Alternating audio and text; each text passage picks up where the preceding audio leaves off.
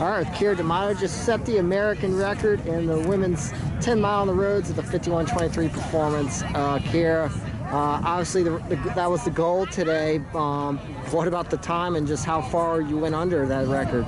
Yeah, I'm still stunned. I don't even know what else to say about this, but it felt pretty good today. So I mean, the goal was to run faster than 5:13s, and tried to go out to that and just lock in a pace faster than that, and felt pretty good until about the last mile, and then by then it's like, okay, we got about 5 minutes left, you can hammer through this. But yeah, it was a really beautiful day here in DC, and a lot of family and friends were here to support, so it was very motivating and encouraging just to be feeling the love all the way around. Yeah.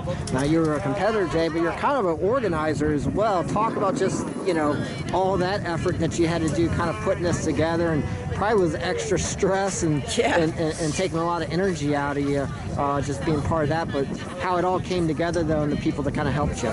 Yeah, I'd like to say this was, it was definitely my idea, but I reached out to the Credit Union Cherry Blossom Committee, and Phil Stewart graciously pretty much did everything. So I was kind of kept in the loop, and they asked me for my opinion, but I really can't take any of the credit for anything that happened today. Like, if this was me, it would have been like 3 orange cones, and yeah, not as legit as it was. So a huge thank you to the Credit Union Cherry Blossom Committee, Phil Stewart and Becky Lambros, and everyone that came out to volunteer and get this. I mean, this is like pretty legit, right? Yeah. For like a COVID race. Like, they did such an awesome job, and just really cool to be a part of. Yeah, and this has obviously been a magical year for you, on a tear with some of the performances you've had as of late. Especially the consistency. Speak on that. Like, just you're rolling. Like, there hasn't even been like a hiccup this year. It seems like every race you're just rolling.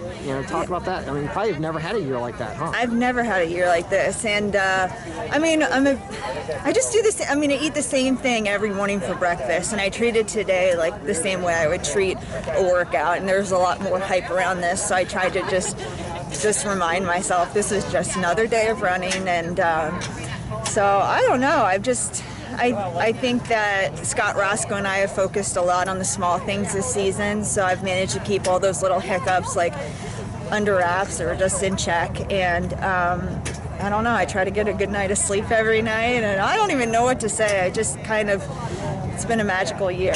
Yeah, and then obviously you had a pretty good field of girls with you. Molly's going to be in the Olympics and the marathon coming up. Just talk about just the girls that you were able to get here, and kind of just having them here to kind of help you. This is awesome. We had a killer field. I mean, Molly and Emily, Susanna and Bethany. It was really, really awesome to have other people toe the line with it.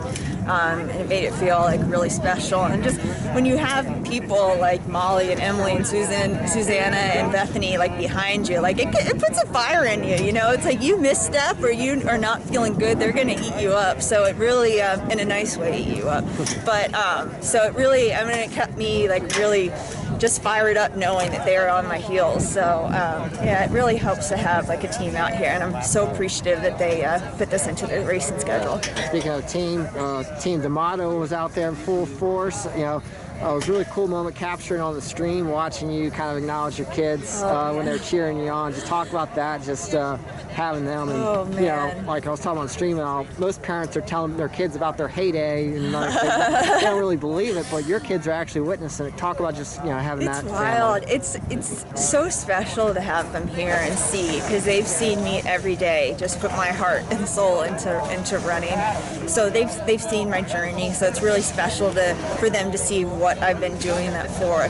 But it's also a little hard, because every time I run by, there's just like an emotional twinge in my heart that I just want to go over and give them a hug or kiss or whatever. So I try to wave or do the I love you sign to them, just so they knew I saw them and was happy they were here. But yeah, it's really feel really proud that they can see their mom doing this, and I just it's my biggest dream that they find something that they feel as passionate as I do about running. So if that's the one thing they take away, is just when you find that thing that you love, just go after it and chase it down. That's I've been doing my job as a mom. Yeah. And last question, obviously, hopefully we have Olympics in 2021. With all the performances that you've had lately, obviously all the things that happened this year are probably your wildest dreams, but is the Olympics like now like a real goal that you think like maybe I've got a real shot at this thing, maybe the 10K, you know? Yeah, the Olympics have been a goal of mine since I was like 13. So, you know, I took a decade off where I kind of thought that goal was over, and now that it's back on the table, I mean, I got a drive and a hunger to make a team that like no